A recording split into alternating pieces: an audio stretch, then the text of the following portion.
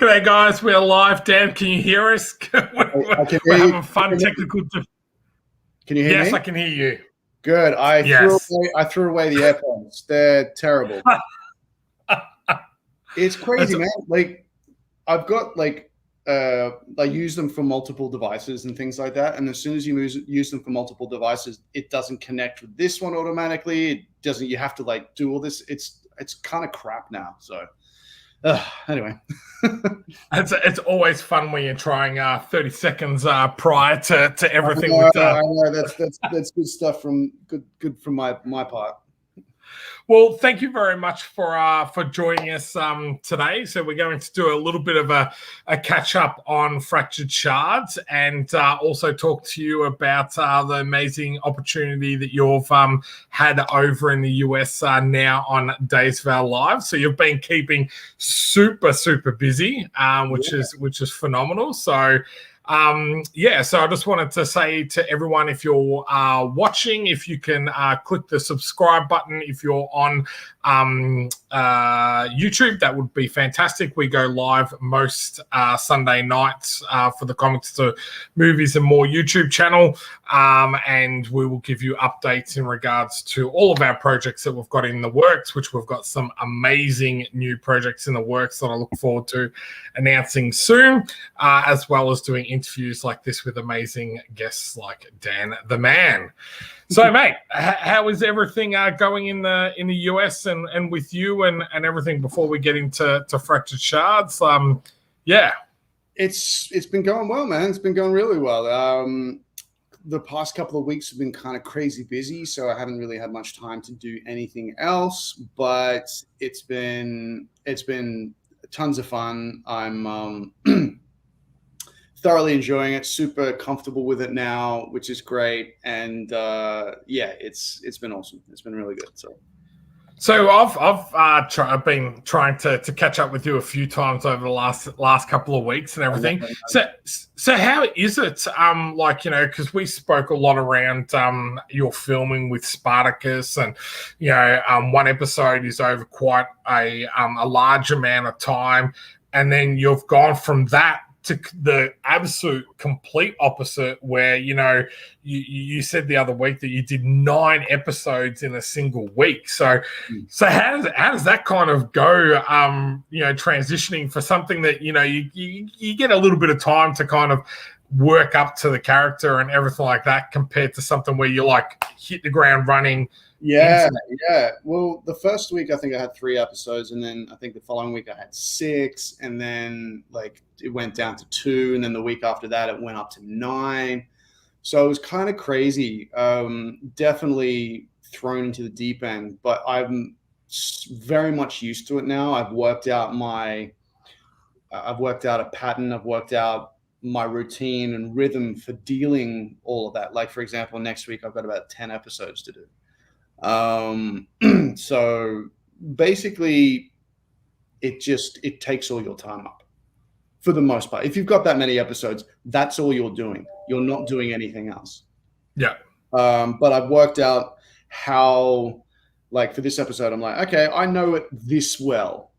I'm going to move on now, because then that just before you go on filming, you have a bit of time to kind of run with the other actor or actors in the show. And if you screw up, you get to do it again. But you just and your brain just gets used to it. It's a muscle. It's like working out. Your brain gets used to picking it up really, really quickly. But it's a different kind of memorization. It doesn't stay in there long term. Because I learned it enough to be able to kind of go, okay, I know it now.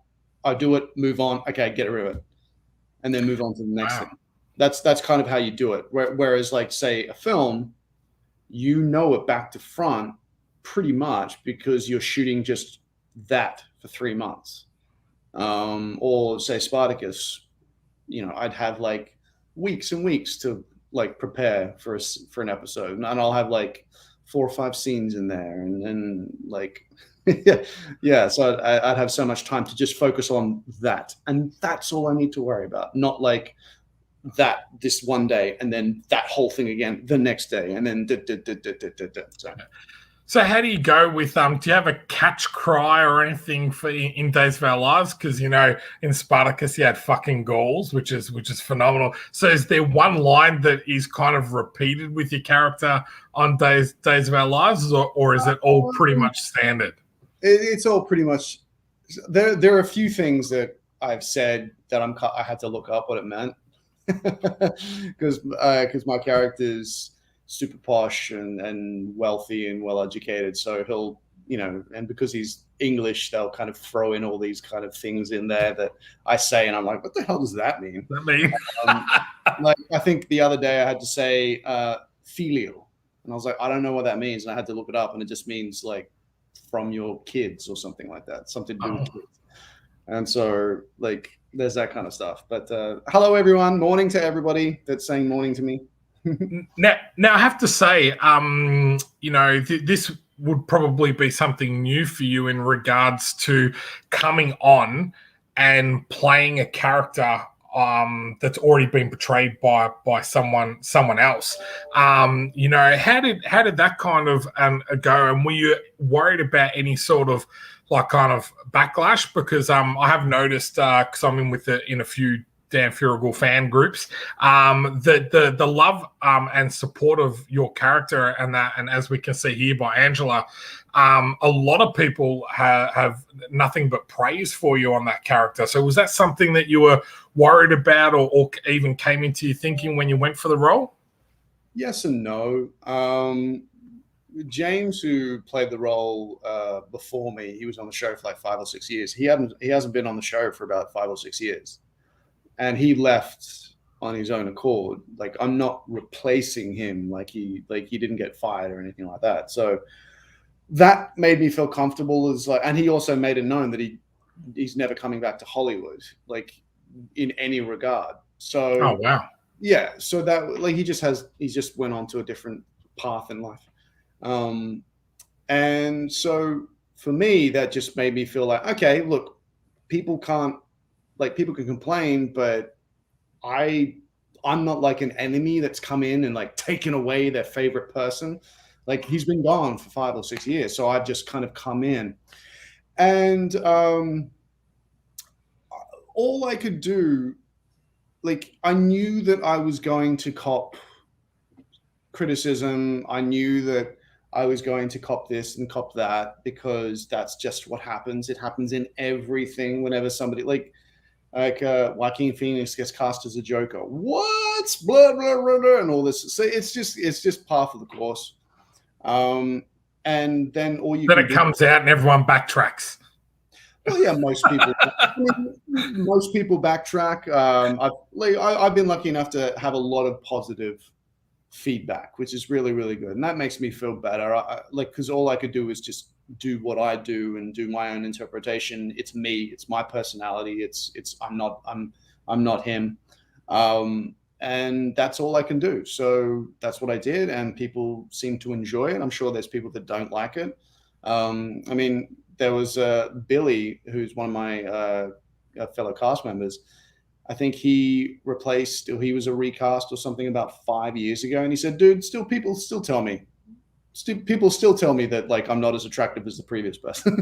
he says, it just all happens. It's just what it is.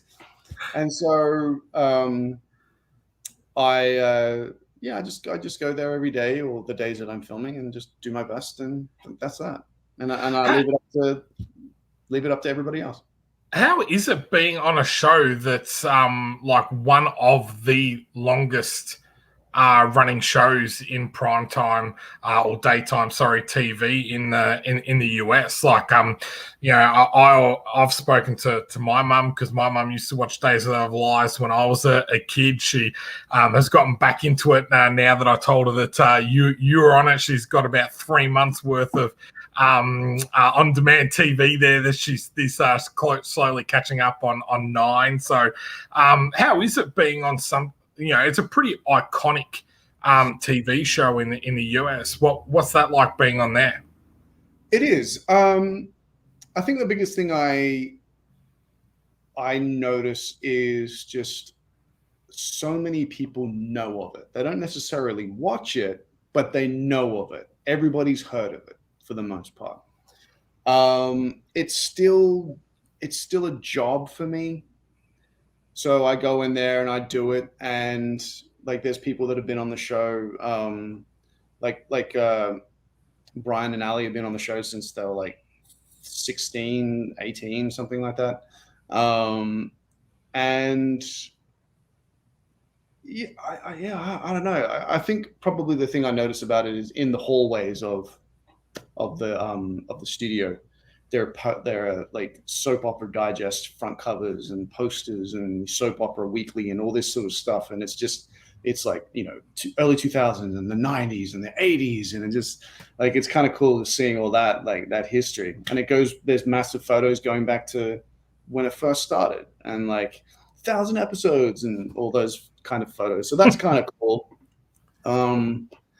And it's like I'm very grateful for the job. It's really, really cool. I think as well, because of all the COVID restrictions, we're kind of just in there and then get out. And so there's no real time to kind of like soak it all in and embrace it and go around and chat with people. And I speak to a lot of the cast members who have been on the show for a long time, and they talk about how different it is now due to COVID and things like that. So I haven't yet fully experienced what that kind of stuff is, which is your normal at the moment. So, well, it looks like we've got a few Days of Our Lives fans in here. I kind of feel bad for EJ. He wants to spend time with his son, but he went about that so badly this week. So, well, don't blame me, blame the writers. And Aaron said, your presence as EJ is very strong. All eyes gravitate straight to you in every scene. I hope EJ and Sammy make up with as much fire as they broke up. We'll soon find out. Well, you'll probably find out in about 3 months. When does Dan get his first scene with Dr. Drake Ramore? That's Joey from Friends. I would love it if Matt LeBlanc kind of just came in and did a random cameo. We had AJ from Backstreet Boys actually came in and did a cameo a couple of weeks ago, which was really kind of cool. Like I didn't get to meet him, unfortunately, but people were going nuts, like, oh my god, so and so's here, AJ's here, and Camila, who plays who plays Gabby on the show, she was like freaking out. But that was kind of cool. Like there's a lot of people who have an attachment to the show because of their grandparents or their parents. My mum loves the show because it's connection to her mother and her aunties, and they used to love it and watch it and talk about it and all that sort of stuff. And they're no longer with us, so my mum is really, really happy and really excited and proud that I'm kind of a part of it. And my grandparent or grandmother will be watching from above. So that's cool. So, you know, when you got announced, it was quite interesting. How was it seeing yourself like on the front cover of Soap Digest? I think you're like the number 3 thing in the US Googled, or you were trending on Google for the day that you were announced as EJ and everything. How was that kind of? That was really cool. That was really cool, I guess, from an ego point of view, because I'd never had anything like that before. Come on, you're on the front of Men's Health half naked.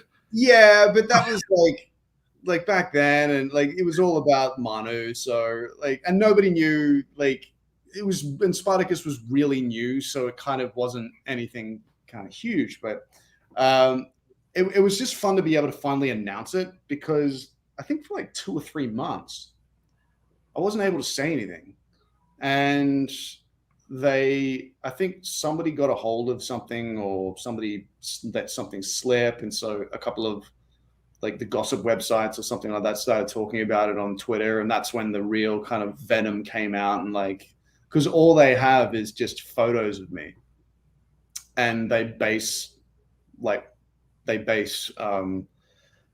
my role as the character based on just photos that they use. And so, oh, he's not this, he's not that, he doesn't look like this, he doesn't look like that, and all that sort of stuff. Oh, so they didn't even speak to you?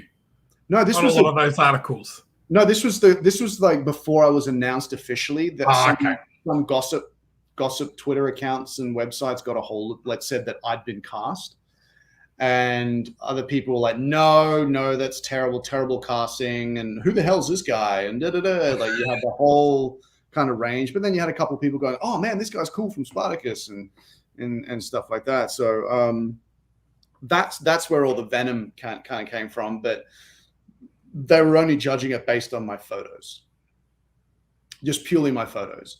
And also the fact that I hadn't been in a soap before. Then obviously all I can do is just do my job and portray the character. And then now they've got footage and now they can see what I can do. And if they like me, they like me. If they don't, they don't. A lot of the time they might not like me because the storyline that's written for me, they just don't like the storyline. So therefore they connect that with me. There's all these different little bits and pieces, but for the most part, it's funny that you say that, because I remember watching Gladiator and seeing the villain in that, and I remember going, I hate him. I really had this ingrained hate and everything. I was like, oh, he's such a bad actor, and and all that. Yeah, I know. But hang on a sec. In Phoenix. But then it took me a second. Then it took me a second, to stand back and realize that it actually wasn't his acting that I didn't like. It was actually that I loved his acting, and he was so good at his acting that he invokes these hatred feelings towards the character. And I'm like, damn, there's not a lot of actors out there that I can say have had me so worked up watching a film. And I'm like, that's impressive. That is super impressive. But it is a little bit of that. You need to be able to identify what's making you feel that way. It's not necessarily that, it is the actor, but is it because his actual dialogue is meant to make you feel that way, or is it because the storyline is not what you wanted for that character or something like that? So being able to separate the two, and I use that example a lot when I'm like, when you have a first reaction to something before just blasting it on social media and everything, take a second just to sit back and go, okay, what makes me feel that way? And then a lot of times you'll find that it's not what you initially thought. But yeah. Yeah, no, I totally agree. I have the opposite reaction. If somebody makes me go, oh, I'm like, ooh, I like that person. Nick got a lot of that from Spartacus, played Asher. Yeah. And people were like, I fucking hated your character. And for a little while, Nick would take it personally, and we're like, dude, that means you've done a phenomenal job. And yeah, that's when I love a good actor or actress, when they play the villain and the villain is just so good. And see, where Todd I thought was the opposite. He was that character that you love to hate. Yeah. Because you were like, oh, he's not saying anything against Nick, but he's a bit better looking, and he kind of had that appeal where you wanted to hate him, but he kind of made you love him, even though you knew it was going to portray it was on the wrong side and everything. Yeah. I thought. Well, that's where it is. I mean, I kind of feel like you have that same reaction with Joaquin. It's just like this kind of oh, but you like the fact that you went, oh, yes, that's the beauty of art. Yeah, I've loved Joaquin Phoenix ever since 8mm. 8mm is one of my favorite movies, and not many people know about it. It's pretty heavy film. Yeah. I've only watched it once because it is very heavy. But again, it's one of those films that that's the feeling that it's supposed to give you. It's supposed to make you uncomfortable. It's supposed to make you prickle and everything while you're sitting there watch it type of thing. So I think sometimes there's a big difference. Like, you know, I like all of the Fast and Furious, and people are like, oh, you know, that's horrible. That's like absolute crap and trash and that. And I'm like, yeah, but that's exactly that's exactly why I like it 100%. I've gone because I can go in there, sit down, not think about anything, and know that I'm just going to be, you know, purely entertained for an hour and a half or whatever. Over the top entertained. Where, you know, you watch these other films and people are like, oh, you know, that was sad and it made me cry, and, you know, I didn't like it. And it's like, well, it's about the death of, you know, a loved one with cancer. You know, it's not supposed to make you you're not supposed to go in feeling happy about that or anything. Like, yeah, you kind of got to understand what you're watching and all that type of stuff. And then as well, it comes down to your own personal life and what you've experienced in your life. Like you might have a visceral reaction to a movie because it kind of like ticks a few like boxes in you in regards to like something that you've experienced in your life. Whereas me, I'd be like, huh? Because I just haven't gone through those emotional kind of father-daughter films now. I'm not much of a crier, but if there's like father-daughter scenes now, or something happens to a daughter, and like, you know, there's like a law-abiding citizen with Jared Butler and Jamie Foxx, and spoiler alert, but in the first 5 minutes, his wife and young daughter gets killed and everything. Like, that has a lot more effect on me now, having my own daughter, than it did. Like, I could watch that previously and just go, you know, I love that he's going out for revenge and everything, where now that actually gets a much bigger reaction out of me when I watch it. Will you do what Gerard Butler did? Without saying too much, I have a lot of friends in different areas and professions within Australia, so I would lean on a few people that I know to like, it's like somebody had a heart attack. This is being recorded and going out live. We probably should. We've got a good question here. Which was heavier, 8mm or the original version of Girl with the Dragon Tattoo? Are you talking about the actual? So not the David Fincher version of the other one, yeah. I haven't seen the original version of Dragon with the Tattoo, the Dragon with the Girl with the Dragon Tattoo. I have seen Fincher's, and oof. I mean, like, there's scenes in the Fincher one which are pretty brutal, and we all know those scenes if we've seen the movie, because it was probably a bit more graphic. Ooh, I don't know. I probably would say 8mm, because in Girl with the Dragon Tattoo has, if you want to say, like a positive outcome, like in a way, like there is revenge is taken and all that sort of stuff. Whereas in 8mm, it's just fucking downer. You're waiting for it to kind of come up the other. It's like stuff happens.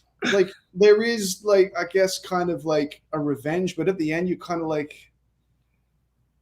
is that it? Is that? I don't know if I'm fully filled, and I guess that was the whole point, because the whole point of Page's character at the end, he's fucked up now. He's messed up from what he's seen, and you find out that, like, the scene where he has to ask permission from the mother, can I hurt these people? And she realizes, like, her hope is just desecrated by finding out what happened to her daughter. And so I would say 8mm, but I would have to watch the original version to properly answer that question. Yeah, this one's for me. I still watch Love Logan. It just, I guess, makes me more appreciate the writing and the acting when it comes to these type of scenarios. Like, there's the movie The Proposal with what's his name? Ryan Reynolds and Sandra Bullock, and they Very for me. millimeter. For me, it's like they had no connection whatsoever.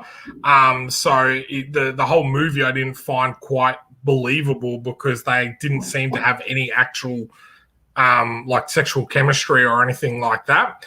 And compared to Speed, where the chemistry between the two, you could tell that there was chemistry there, and that's the same with any other type of dynamic with a father-daughter, father-son, any of those. As long as there's that connection there, I think both the writing and then the acting amplifies that. So Logan, I absolutely love because Hugh Jackman's an amazing actor, and the female actress, she's great in that role as well. So would love an X-23 movie, I'll just say. I didn't cry in Titanic. I kind of laughed. I shouldn't laugh, but I knew they were all going to die. So I was like, it's not like I wasn't prepared for it. You knew what was going to happen. The only reason people went there was to watch the boat sink. But I'm assuming you didn't like Passengers. Is it Passengers? What's the one with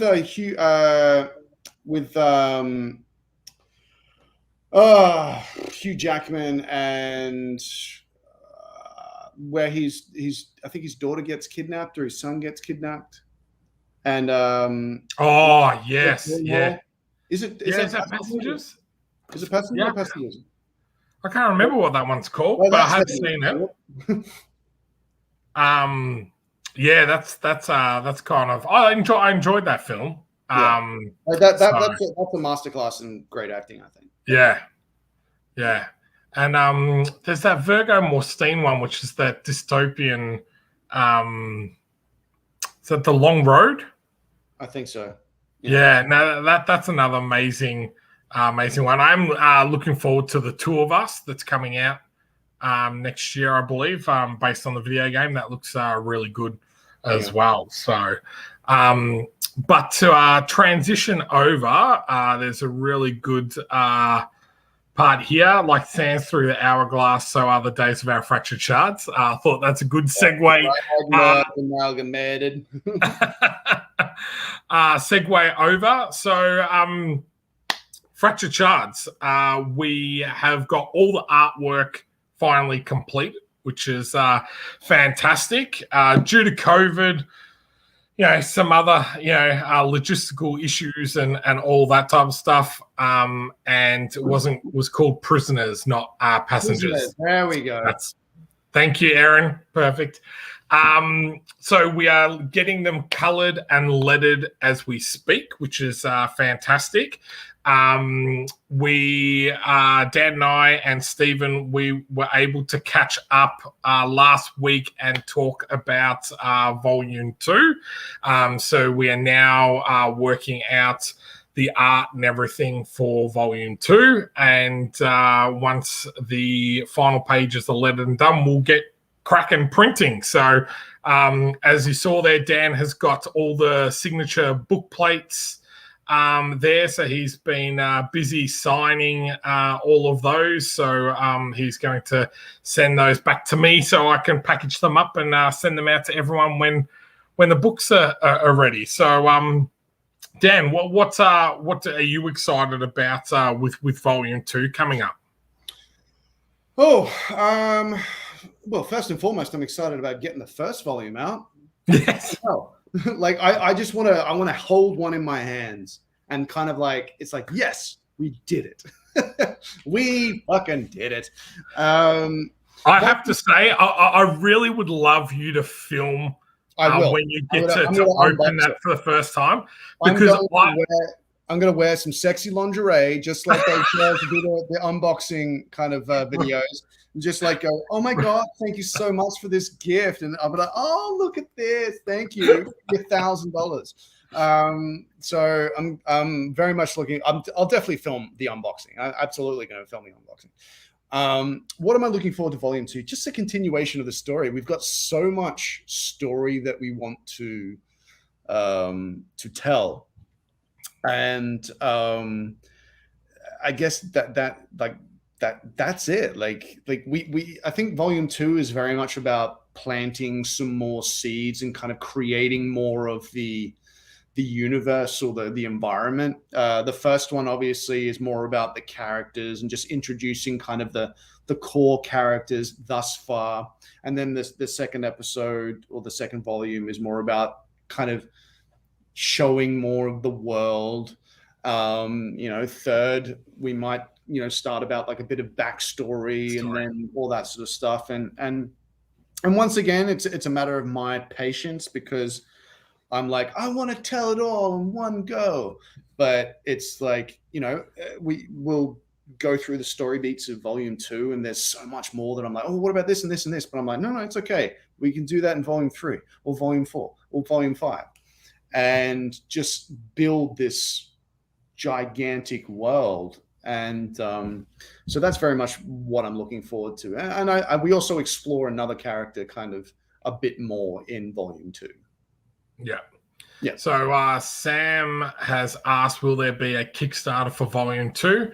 100% there will be. And the reason why we will use a Kickstarter for volume 2 is to complete volume 2, print it, and any money extra raised, as Dan said, will go straight into volume 3 in regards to creating and doing that. So we're super excited about that. Erin has said, so looking forward to finally reading Fractured Shards. Yes, it's been a longer journey than we were hoping. So with the next one, we will be have a lot more work done prior to going to the Kickstarter, so that there isn't as much of a longer turnaround in regards to that. So Rena says, it's funny how we're talking about all these heavy movies, and I'm thinking my poor delicate soul can't handle that, but I'm just really excited for Fractured Shards. Yeah, so I guess Fractured Shards is a little bit dark and gruesome. It is dark, and we have gruesome elements in it, and that's kind of what I wanted, just to create that kind of visceral reaction. But good things will happen, I'm sure of it. But we're looking forward to seeing the reaction of everybody who's been a part of the Kickstarter campaign, and also getting it out there to people who don't even know about it.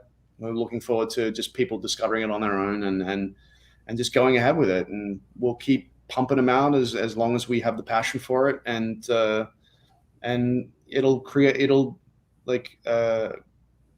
it'll get its own audience. So yeah.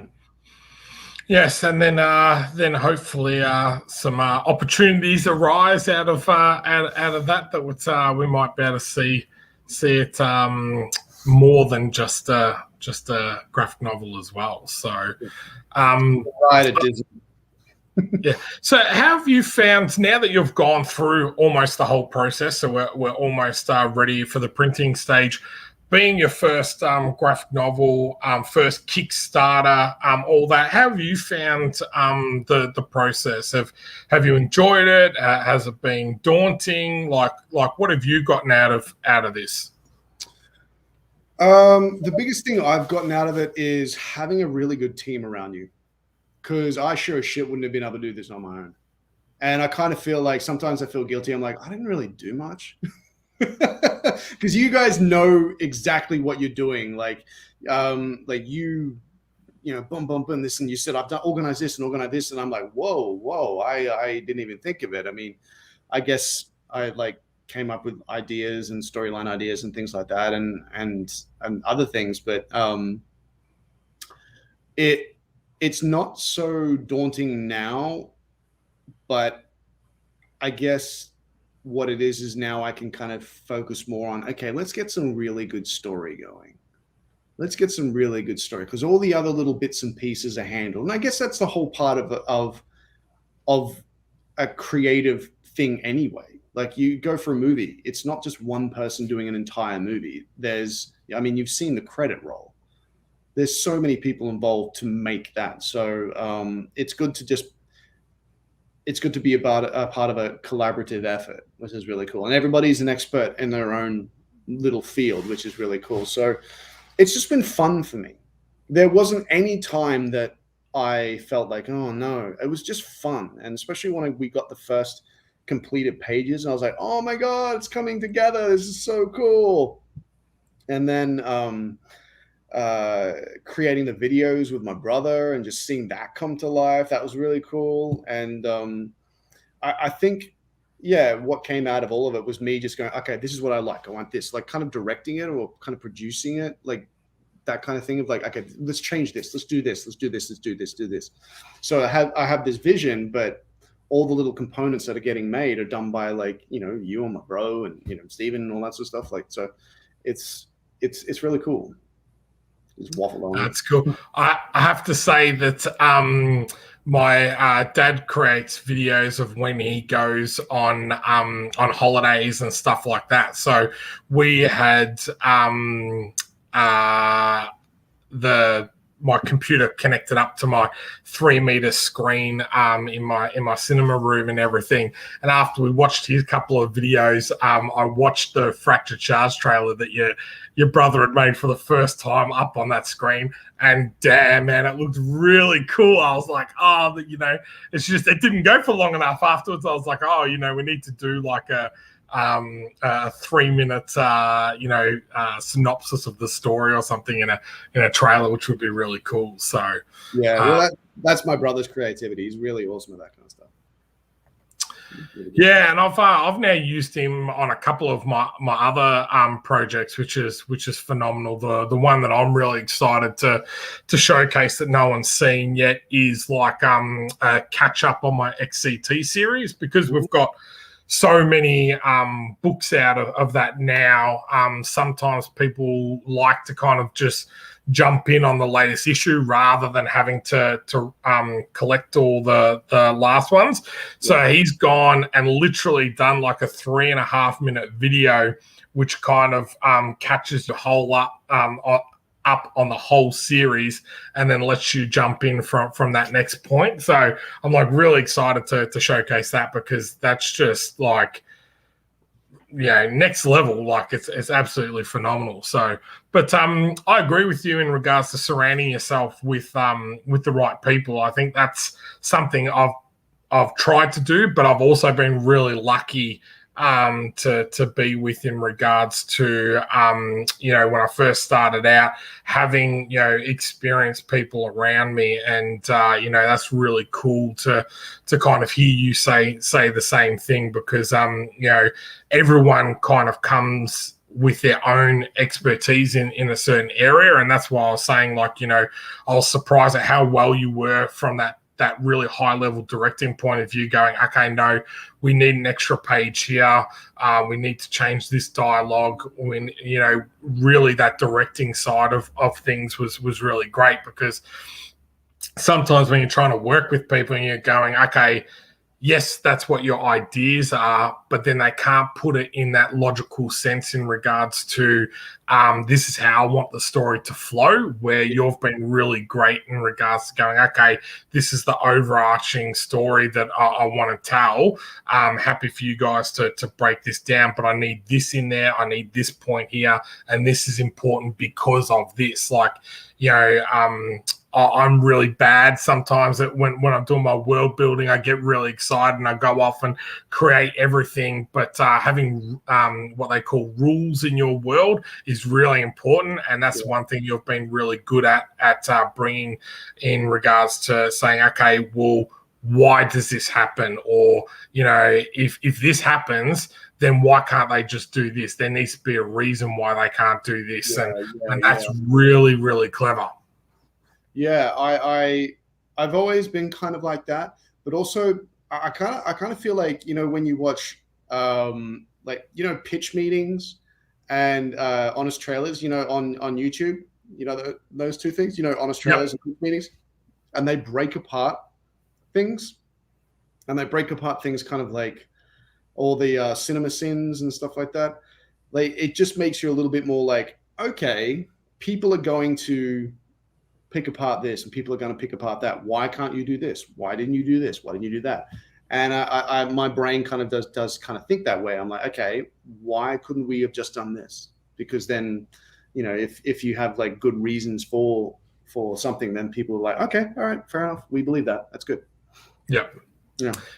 We've got this good question. How many of your family members helped inspired Fractured Shards?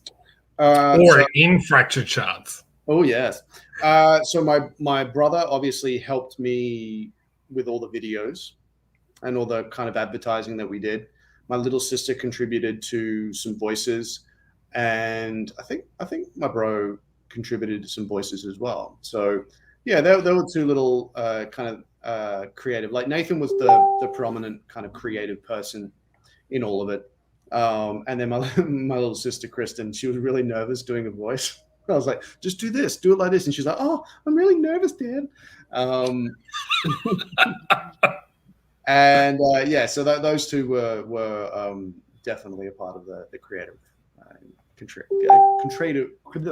creative part of it. Oh, my brain's not working today.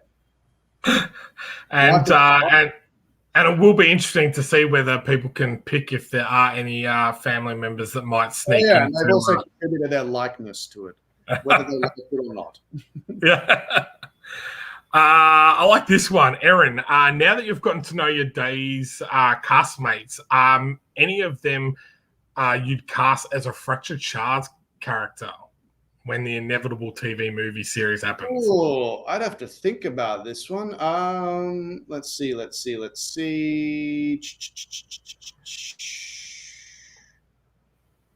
mean, the thing is, you could probably find a role for like any one of them. Any one of them. It just depends on the character. But like right now, let's see. Remington, who plays Shin, Mr. Shin. He's probably a bit too young for the captain. Let's see. I'm sure Billy would have a role in there somewhere, because Billy just has that kind of that world vibe about him. Let's see. Carson, who plays my son, I'm sure he could play like a new recruit or something like that in there somewhere. Camila, she'd have a role in there somewhere. Camila or Veronica could probably be. Geez, I've forgotten the character's name. Who's kind of like. I don't want to give away storylines, so don't worry about it. Yeah. You can get yourself into trouble there. I like that. Renna said, I just read the first XCT and it's so interesting. Can't wait to read more. Thank you so much. I appreciate that. Now, guys, if we're going to finish up in about 10 minutes, so if you've got any questions or anything like that, chuck them in the chat, and I will ask Dan for you guys. In regards to the timeline now, our colorist is working on the final few pages at the moment. We're hoping to have them done by at least the end of September, which will have us going to print early October. So I've got all my boxes here ready to and prints and bookmarks and all of that stuff ready to pack and send as soon as we get those books. But for the digital versions, we will send that out to absolutely everyone as soon as we've got that ready and going. Tara has asked, is this on Amazon? It will be on amazon.com.au. We are still trying to work out distribution in the US. So as soon as we have worked out distribution in the US, we will hopefully have it in and available on all bookstores and everything in the US. So we're just working that last part out. In the meantime, once it is available, it will be available from like the Book Depository, which is a UK based company, and Booktopia, which is the other one. So they're both online ones, not as big as Amazon, but they'll both be available from there for any international people that want to purchase them from there as well. Yes. So what's next for you, Dan? What do you, I know you're still doing Days of Our Lives. Is there anything or any other projects or anything else that you're thinking that you're wanting to bring to life in the creative realm? I mean, there's a couple of things that are cooking at the moment. There's a script that I've written that is we're in the process of getting to pitch that.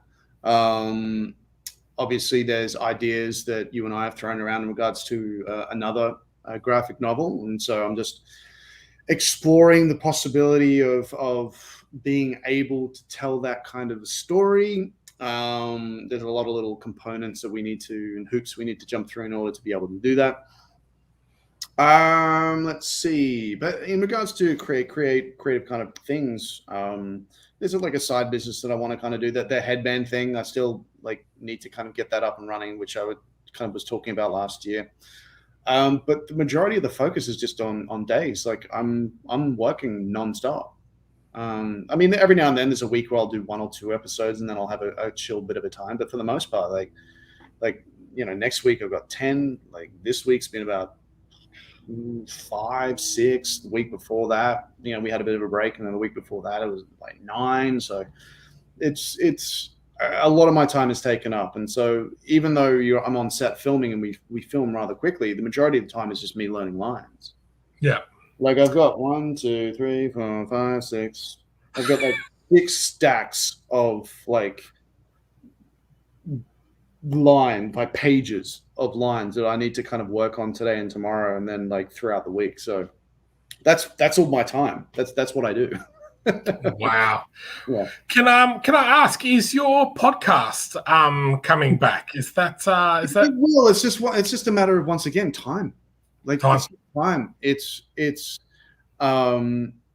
like, yeah, actually, like I was speaking to Romy today, and we're like, we'll have to, get it, because we did a Zoom version of it and just shot 1 episode of it during COVID, and we just haven't got around to kind of getting it back together and releasing it. Like we might go down a different like pathway. We might, there's a few ideas that we're throwing around, but it's just a matter of getting time together and doing it, and then finding people that are available and all that sort of stuff. Like we might end up just doing one where we just basically just shoot the shit, and that's all we do. Like seriously, like rather than interviewing people per se, we're just going to talk about stuff that we want to talk about, I did. I really enjoyed it because there were certain ones where I was like, you had a ballerina on and everything like that, and I'm like, I'm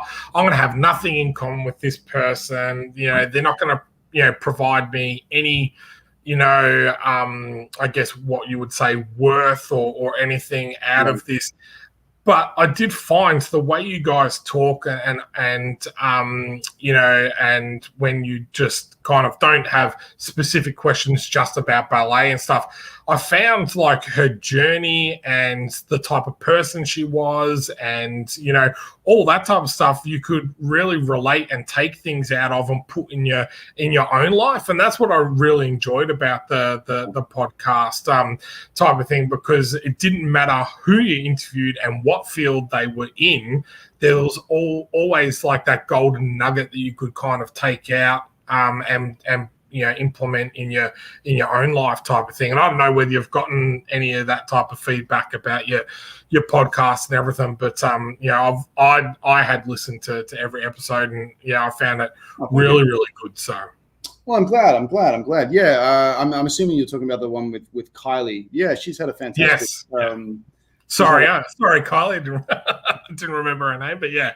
No, she was really good. Like we knew that we would have a good conversation with her because you can just tell by like on her Instagram as well that a lot of it's about peace and love and all this sort of stuff. And so she's been on a journey, and ballet is just an expression of that journey. So it was really kind of cool to get her on, and I was very grateful for that. And we had some wonderful people.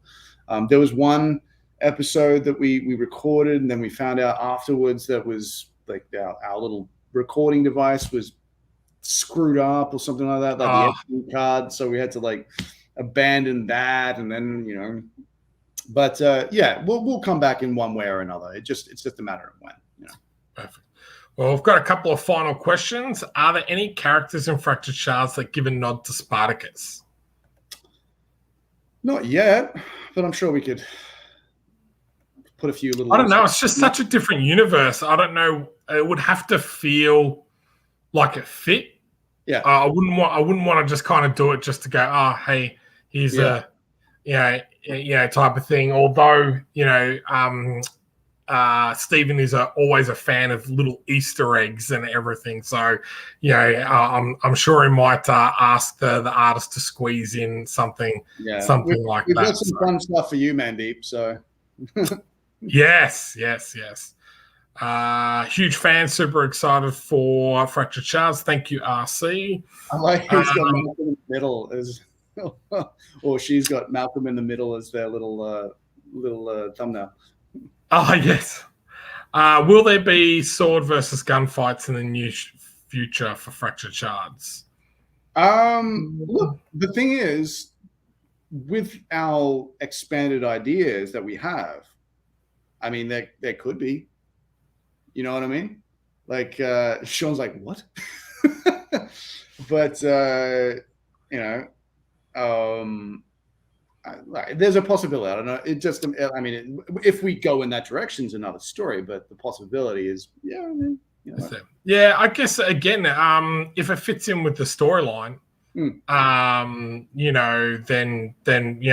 we've got no issue. But it has to fit in with the storyline. I don't think, doing stuff just for the sake of doing stuff is a great idea of storytelling. But yeah. What else there? What was the podcast called? No, it's not called Fury. No, it's not. Romy and Dan's high school reunion podcast. That's it. That's the kind of podcast I'd actually listen to. Real is the best. So there you go. I'll give it a listen. Who is Stephen? Stephen is the co-writer on the series. So Stephen K. So he has written stuff on my XCT series.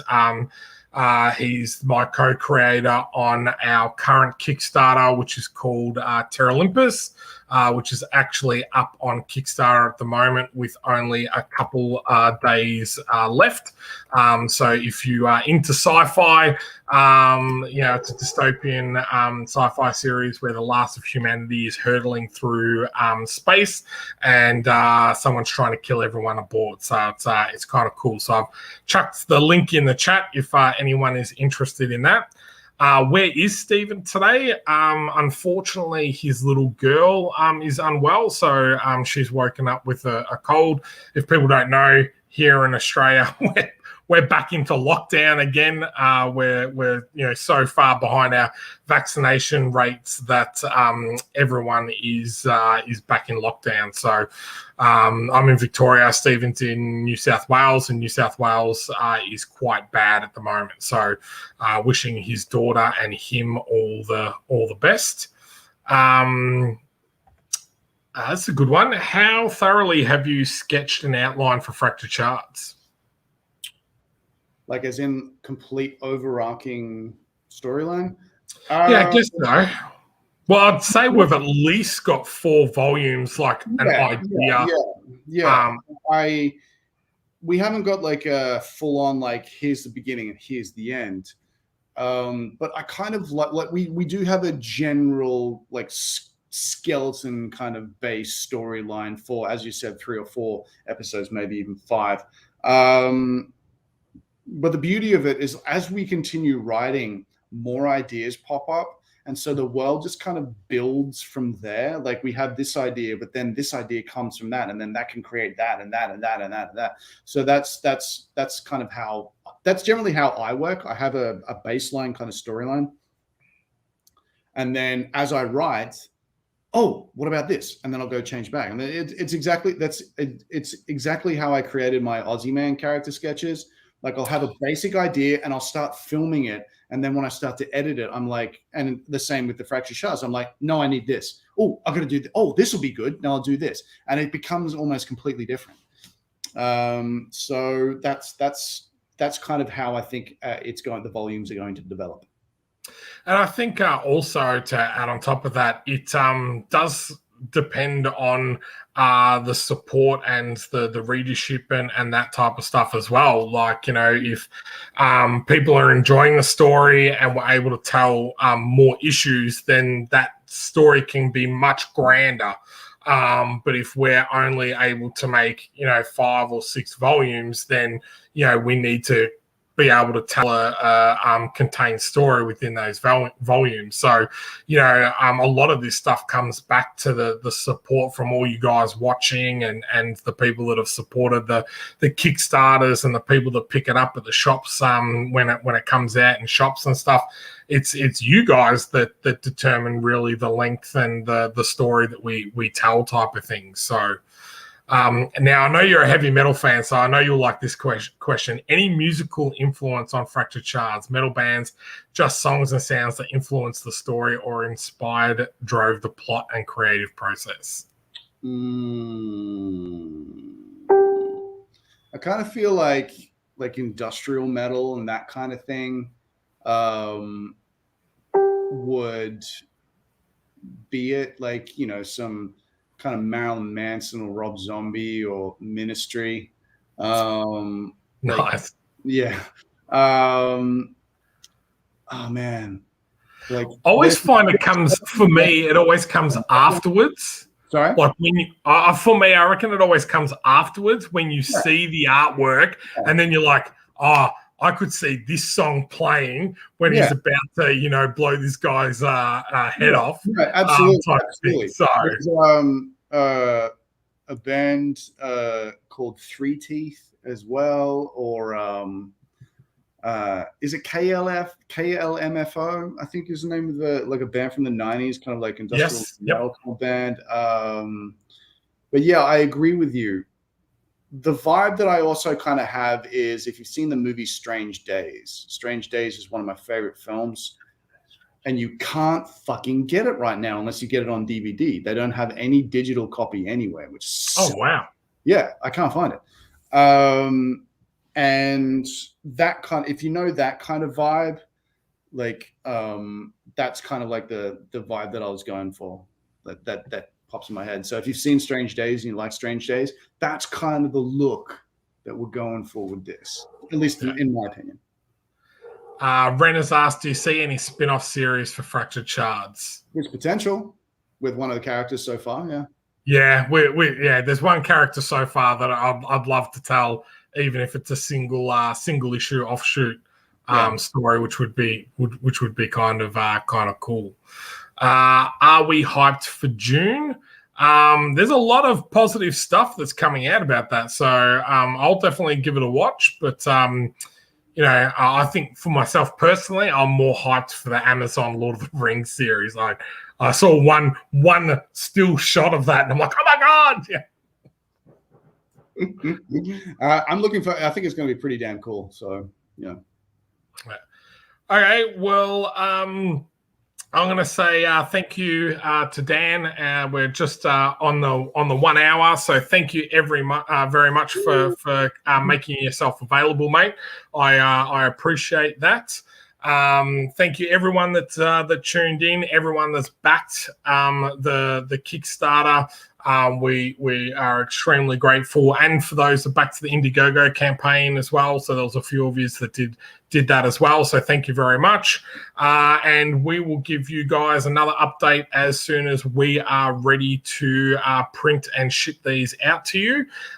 So once again, thank you very much. And thanks, Dan. Thanks, guys. Appreciate it. Thanks very much, Sean. All right, see you guys. See you guys. Have a good one. We are still live, I think, Sean. Oh, he exited. I thought he was exiting me. So I'm here now talking to you by myself. So I'm going to go now. Whoops. I exited the. I thought you were supposed to exit me. I don't know what's going on. I apologize, mate. I don't know how to get out of this. I didn't hit end broadcast. I hit leave studio, so I kicked myself out, and then I'm like, he's probably still in there going, what's going on? So yeah, why hasn't it stopped? You do this every time, Sean. This is what I have to put up with. See, where's Stephen when you need him? Like, he'd fix this shit. Yeah, but yes, I'll hit the right one. But it's just this is the fun of doing things live. The stuff ups like this and leaving my guest by himself. Like, but thank you again, guys. Thank you so much, and we will catch you very, very soon. Thanks, see you guys. Have a good one.